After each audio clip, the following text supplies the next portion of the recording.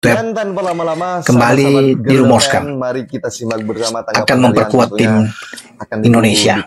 Sekarang sedang diurus. Bahkan media-media di Belanda itu sudah ramai berbicara dan sebagainya. Kalau hanya pemain saja memenangkan liga, niscaya PSG sudah juara Liga Champions 7 kali berturut-turut. Jadi kalau kalah, siapa yang harus tanggung jawab? Begini. Justin Hubner yang no. Gini.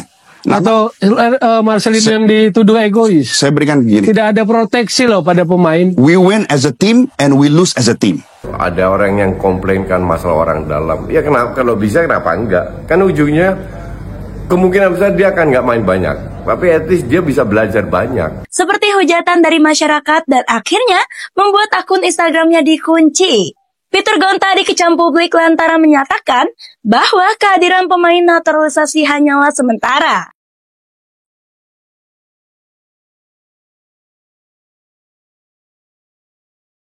Bagaimana tadi Rizky tadi? Tidak bisa. Cuma kalian memang semua dari Aceh. Udah. Oke, sahabat-sahabat Garuda, dimanapun kalian berada, selamat datang dan selamat berjumpa kembali bersama saya dalam urusan sepak bola Timnas Indonesia.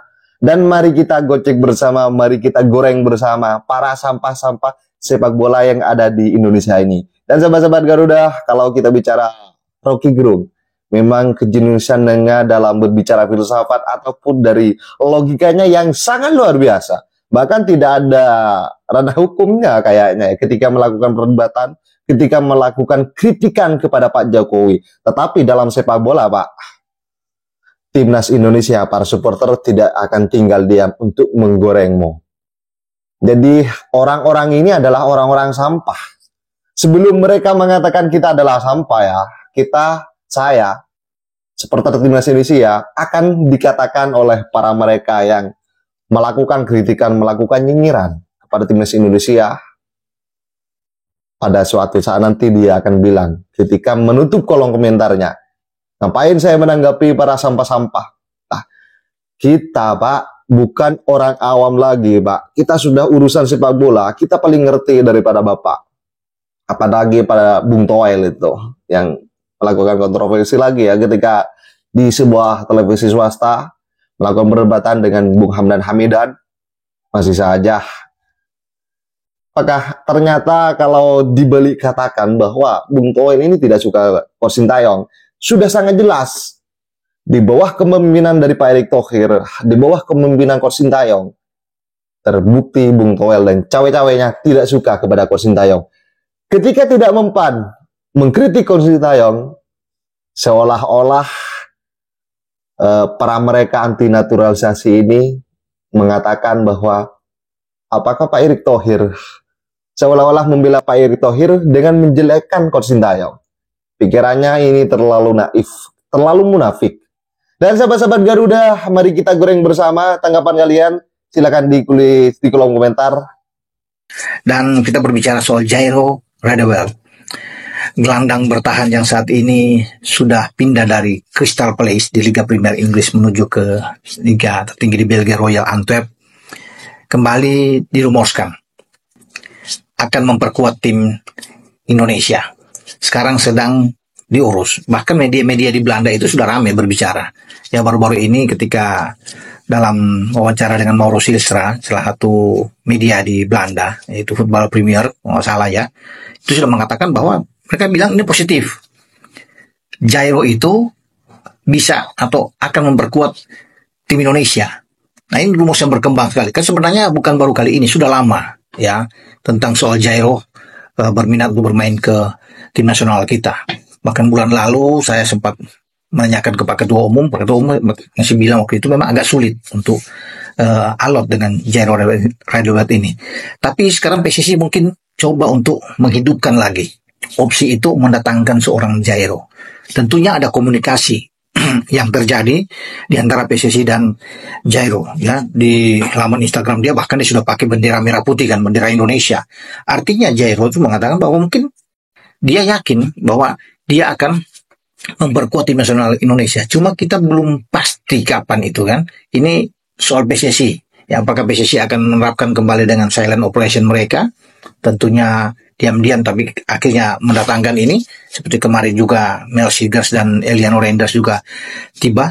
Tapi ketika media-media di Belanda sudah mengatakan bahwa Jairo positif bisa ke Indonesia, saya pikir suatu kabar yang bagus tentunya buat teman-teman semua, karena kita butuh seorang gelandang.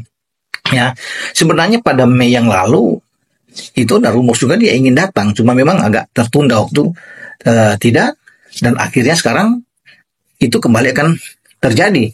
Ya, semoga dia akan tiba juga di Indonesia. Namun sekarang yang diuruskan dua dulu. Ya, Mel Seegers dan Eliano Reinders. Itu selesai baru masuk lagi dengan Ole. Kalau Ole nggak bisa, Mauro Silstra. Ya, yang sudah lengkap surat-suratnya. Bahkan tinggal tunggu waktu untuk dipanggil dan dia bisa bersalaman dengan ketua umum. Foto bersama, makan bersama, ya diproses.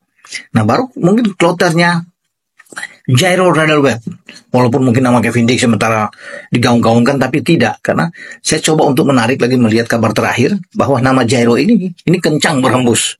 Ya, semoga ini bagus ya, kita bisa mendapatkan dia dan dia bisa tersedia, paling tidak bisa bermain mungkin di Oktober tidak, tapi bisa saja di November, siapa tahu. Ini kan rumor yang berkembang kalau dia cepat. Oke, ya, komunikasi yang baik di antara PSSI dan Jairo, dan dia bisa datang ya bisa, atau mungkin pada tahun depan tersedia, karena ada juga rumor lainnya mengatakan bahwa bisa saja di tahun depan. Tapi kita coba untuk bisa melihat itu terbuka nggak dia bermain dengan misalnya dengan Jepang atau dengan Arab Saudi pada November yang akan datang, kan bisa saja. Semua tergantung dari PSSI ya, dan dia sebagai gelandang yang bisa mengisi pos di tengah itu akan kuat ya. Ada keseimbangan yang terjadi karena dia sebagai gelandang bertahan bisa bahu-membahu dengan Tom Haye yang kita tahu juga sebagai gelandang bertahan yang baik ya, untuk bisa mendistribusi bola ke depan. Jadi kehadiran dari Jai ini dengan Radelwet ini bagus ya, Jairo yang bisa bermain di posisi tengah. Jadi semakin banyak pemain-pemain tengah kita, selain ada Tom, ada Ivar Janer, ada bisa Nathan Cho juga bermain di sana ya, yang kita tahu bersama kan, dia bisa bermain di belakang, bisa bermain ke tengah. Jadi full, apalagi ada Eliano yang sudah datang. Tapi memang kita enak kalau bisa mendapatkan Jairo. Ini akan jauh lebih kuat tentunya. Lawan-lawan akan berpikir karena tidak main-main. Dia pernah di Ajax ya, setelah dari Akademi AFC Ajax, kemudian itu dia bertumbuh dengan cepat sekali sampai dikontrak oleh Crystal Palace, tidak main-main di Liga Premier Inggris. Dan musim kemarin dia bermain di babak kedua melawan Liverpool dan mereka menang di Anfield, Crystal Palace, di mana Jairo ini bisa ada di sana mengalahkan MU juga. Dia bermain, jadi memang bagus, punya pengalaman yang syarat, jadi pas kalau bermain di tim nasional kita. Dan kalau kita baik-baik saja kita bisa mendapatkan poin di Bahrain dan juga di Cina ketika kita kembali ke kanan, dan mungkin saja Jairo datang ya. Ini kita masih berandai ke sana. Prosesnya cepat ya. Enak nih dengan ada Jairo. Karena kita akan menghadapi lawan-lawan yang kuat, Jepang dan Arab Saudi kan ya, akan lawan di Jakarta sebelum kita nanti pada Maret dan Juni tahun depan kita kembali keluar, karena kita harus ke Australia juga ya. Kita akan bermain dengan Jepang, main di Jepang. Tapi kita membutuhkan memang gelandang yang kuat, semakin komplit memang ya, akan stabil di tengah ini dengan adanya Jairo. Jadi ya kita berdoa aja semoga PSSI terus bisa menjalin hubungan yang baik, dan apa yang dikatakan oleh media-media Belanda yang bahkan sudah bilang Jairo positif dan bisa memperkuat Indonesia bisa menjadi kenyataan ya, teman-teman semua. Itu yang bisa saya sampaikan pada teman-teman soal berita rumors yang berkembang dengan Jairo Radelwet yang kemungkinan besar ya akan bisa diambil oleh PSSI ya. Ini bisa mengguncangkan juga saya pikir dengan adanya Jairo setelah kita Mes datang, dan juga dengan Eliano, apalagi kalau Mauro Silstra bisa muncul lagi, top sudah timnas kita. Makanya kita dapat poin yang bagus, tidak kalah dalam 2 tandang di Bahrain. Saya meyakini kita akan bersaing untuk bisa lolos ke Piala Dunia di Amerika 2026, di mana Amerika, Meksiko, dan Kanada sebagai tuan rumah. Kita tunggu teman-teman ya. Ya, perkembangan info-info tentang soal Jairo yang akan datang, dan juga dengan Mauro Silstra. Tapi mungkin Mauro akan lebih dulu karena kan surat-suratnya sudah lengkap. Tinggal tergantung dengan Jairo. Kalau dia semua beres, ya pasti ketika tidak mungkin ya, itu rumus berkembang dengan baik di luar sana. Kalau ini tidak benar, ya, saya pikir ini sudah mendekati oke lah. Ya, karena kan saya bilang tadi sudah dari yang lama, Jairo itu ingin bermain di timnas Indonesia. Tidak ada yang namanya pemain memenangkan kompetisi, tidak ada. Adanya tim. Tim itu terdiri dari kepelatihan, manajemen, dan lain sebagainya.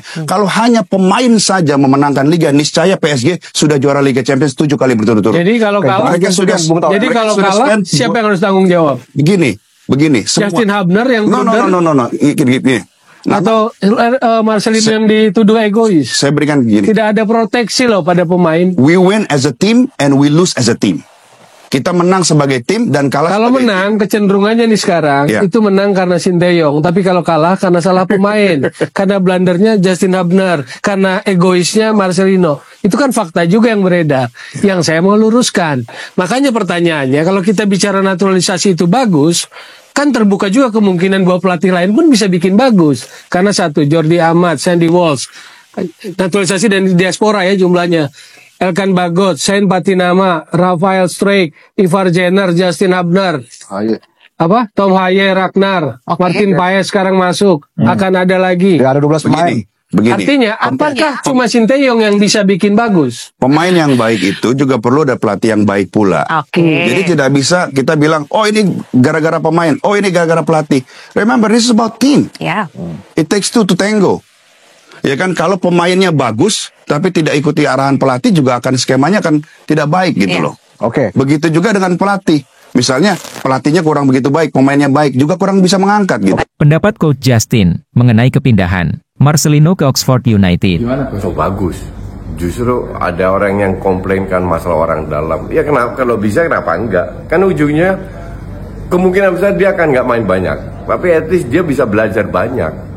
Dan bisa membuat mental dia kuat, fisiknya kuat, minimal dia tahu standarnya seperti apa. Dan ya kita harap dia dapat banyak jam, at least dapat jam terbang lah, karena dia kan masih muda. Dan kalau seandainya dia udah mapan kan dia bisa pindah ke klub lain tahun depan. Jadi gue seneng. Gue waktu ketemu Marcelino gue bilang waktu dia kontraknya habis, gue harap lu tetap stay. Dan dia juga bilang ya gue pengen juga stay. Dan sekarang terwujud. Jadi gue bilang nggak ada salahnya kalau pemilik Indonesia ngebantu pemain Indonesia. Belak-belakan, mantan Duta Besar Indonesia Peter Gonta kritik habis PSSI. Mantan Duta Besar Indonesia untuk Polandia, yakni Peter Gonta, tengah menjadi sorotan usai mengkritik PSSI soal pemain naturalisasi di akun Instagramnya pada Rabu 11 September 2024. Sontak, kritik mantan dubes itu menuai banyak respon negatif, seperti hujatan dari masyarakat dan akhirnya membuat akun Instagramnya dikunci. Peter Gonta dikecam publik lantaran menyatakan bahwa kehadiran pemain naturalisasi hanyalah sementara. Lebih lanjut, ia juga mengungkapkan alasannya, yaitu karena para pemain keturunan mempunyai 2 paspor. Jadi, setelah tak lagi bermain untuk Indonesia, mereka akan melepas status WNI-nya. Dalam unggahan tersebut, Peter Gonta juga menuliskan bahwa ia malu melihat saat ini begitu banyak pemain naturalisasi yang bernominasi skuad Garuda, yakni ada 9 orang. Selain itu, Peter juga meragukan sistem naturalisasi yang selama ini dilakukan oleh PSSI. Ia merasa prihatin terhadap martabat bangsa Indonesia dengan adanya proses naturalisasi. Di media sosial X, pernyataan Peter Gonta ini pun sukses menjadi viral dan ramai diperbincangkan warganet. Sebenarnya pernyataan Peter menuai pro dan kontra dari netizen. Kritikannya pun akhirnya sampai ke telinga PSSI yang direspon langsung oleh Arya Sinulinga. Soal pemain naturalisasi, Arya Sinulinga menjelaskan bahwa para pemain diaspora tersebut nyatanya memiliki darah Indonesia dan sudah melalui prosesnya dengan mendaftarkan ke FIFA untuk perpindahan federasi dari negara sebelumnya. Ya, dengan demikian kritik Peter Gonta terhadap PSSI soal pemain naturalisasi tengah menjadi polemik nyata yang sukses masuk ke papan trending di jagat dunia maya. Bagaimana kita lihat kejadiannya, Mahyudin? Kehilangan bola Mahyudin.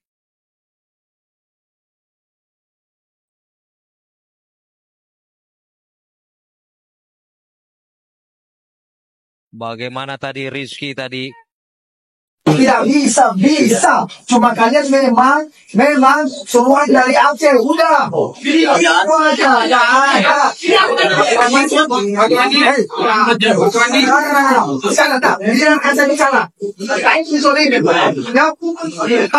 Begitu terjadi satu gol, yang panik siapa? Bukan Aceh.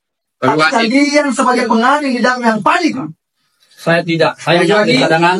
Oh ya, saya begini. Saya jangan bicara. Saya pelatih muda. Ya, Bapak juga, Bapak pengadil juga, Bapak wasit muda. Saya pikir tujuan kita sama-sama ingin membangun sepak bola, terutama pemain-pemain muda. Ya, bagaimana kita membangun mereka, tetapi kasihan mereka yang mau berkembang ke level senior, kalian hancurkan, rusak mentalnya dengan cara yang tidak pantas. Kalian tontonkan di TV, masih langit semua melihat. Tahu? Saya telepon tadi Eko Setiawan Exco, lisensi wasit akan dicabut. Percaya sama saya. Eko Setiawan, tahu kan Exco PSSI? Kalian akan dicabut lisensinya. Percaya sama saya. Saya sudah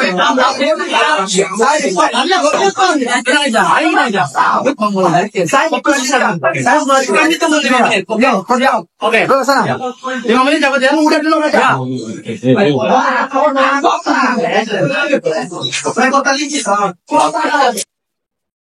Nama Peter Gonta menjadi perbincangan hangat bagi netizen, terutama fans timnas Indonesia. Mantan Dubes RI untuk Polandia itu mengaku galau dengan kondisi skuad Garuda saat ini yang banyak dihuni pemain naturalisasi.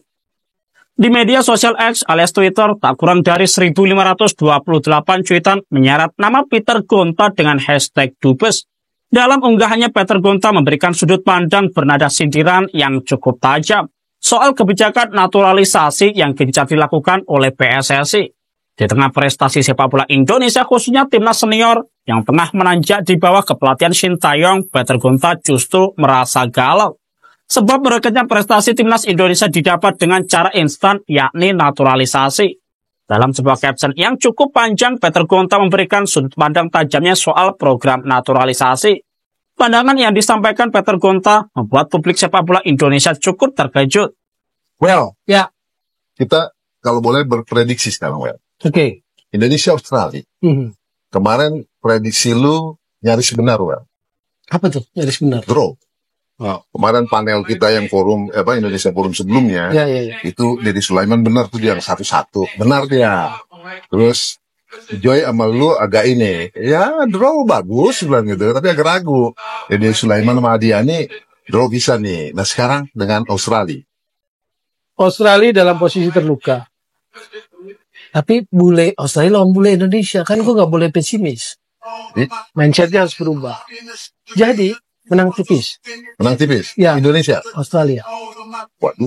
Pelaku pencurian tas milik pemain sepak bola timnas Indonesia di area Gelora Bung Karno Senayan, Jakarta Pusat berhasil diringkus petugas Satuan Reserse Kriminal Polres Metro Jakarta Pusat. Polisi juga mengamankan 2 orang penadah yang membeli ponsel korban dari tangan pelaku. Setelah melakukan pengejaran, aparat Satreskrim Polres Metro Jakarta Pusat menangkap Henrico Sitorus alias Bogel di kediamannya di Tangerang, Banten. Bogel merupakan pelaku pencurian tas milik pemain sepak bola timnas Indonesia Dimas Derajat di area GPK Senayan, Jakarta Pusat pada 31 Agustus 2024 lalu. Tas berisi ponsel milik korban dicuri dengan cara dimasukkan ke dalam tas pelaku, yang kemudian ponsel tersebut dijual kepada seorang penadah sebesar 2,5 juta rupiah.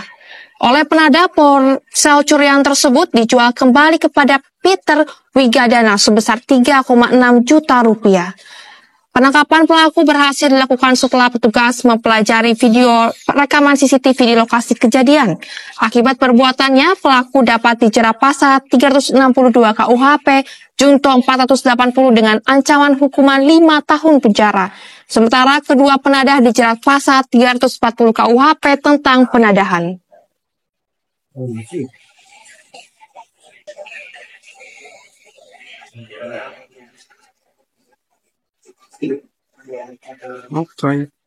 Pelatih Persis Solo Milomir Seslia memuji kecerdasan Ketua Umum PSSI, Erick Thohir.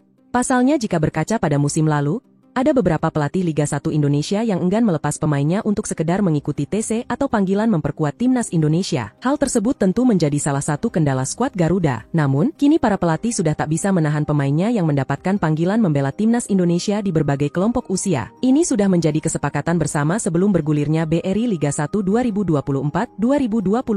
Hal tersebut diungkapkan pelatih Persis Solo Milomir Seslia, bahwa dia telah menekan kontrak khusus bagi para pelatih. Satu di antara klausulnya ialah kewajiban melepas pemain ke timnas Indonesia meskipun tidak masuk dalam agenda FIFA. Sebelum musim ini dimulai, saya dan semua klub harus menandatangani perjanjian agar tidak mengacaukan agenda tim nasional. Jika ada pemain yang dipanggil timnas, maka harus dilepas. Ini adalah kebijakan dari Ketua Umum PSSI, Erick Thohir, ucap Milomir Seslia. FIFA dan AFC akui laga timnas Indonesia di round 3 sebagai rating siaran TV tertinggi di dunia. Kini 100 negara bakal siarkan laga Indonesia versus Bahrain dan Indonesia versus China.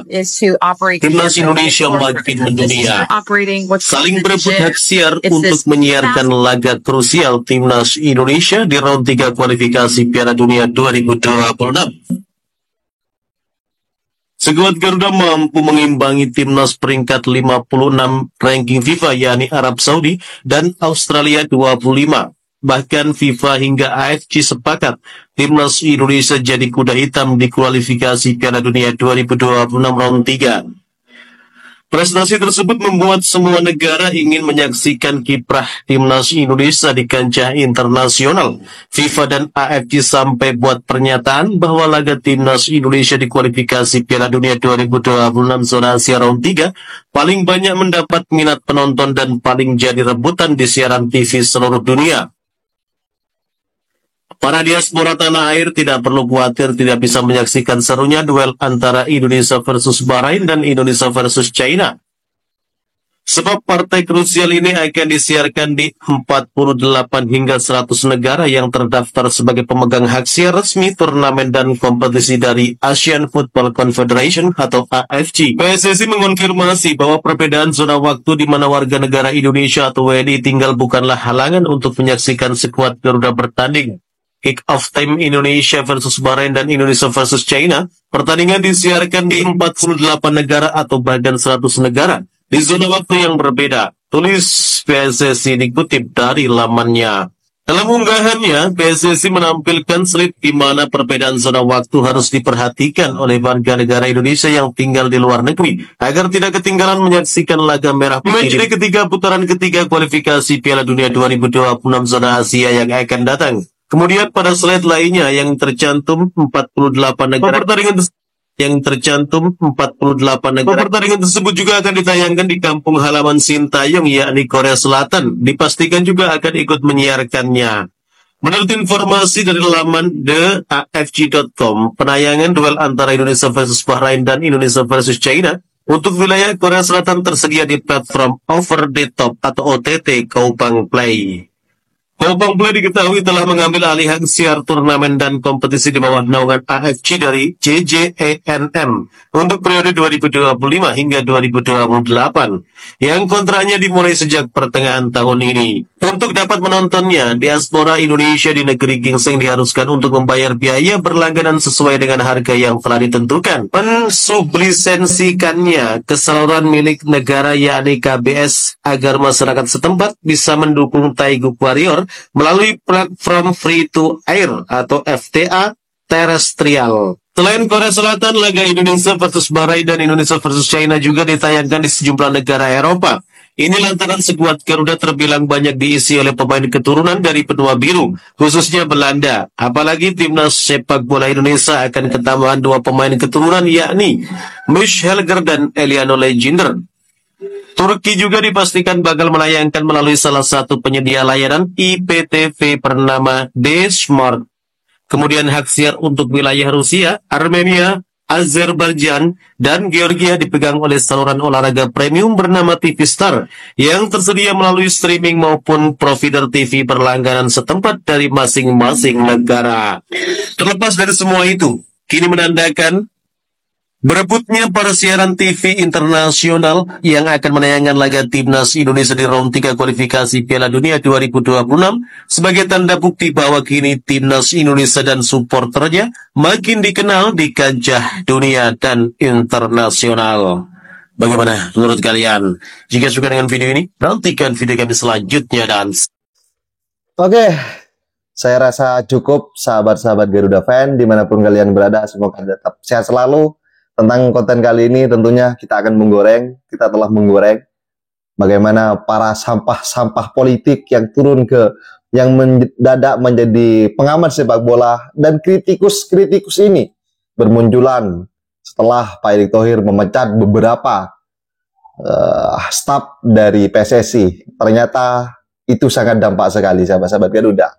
Dan kita sudah merasakan bagaimana perkembangan dari Timnas Indonesia dan sepak bola Liga 1 Indonesia dan juga Liga 2. Dari Pak Erick Thohir menginstal VAR, video asisten referee, dan juga pengangkatan dari pemain asing. Dan tentunya dengan ketegasan dan pengalaman Pak Erick Thohir tidak bisa diganggu-gugat oleh para mereka cawe-cawe, anti diaspora, anti naturalisasi. Dan persoalan ini sebenarnya hanya mereka yang punya kepentingan. Pikirannya, mereka pikir kita urusan sepak bola mau tinggal diam.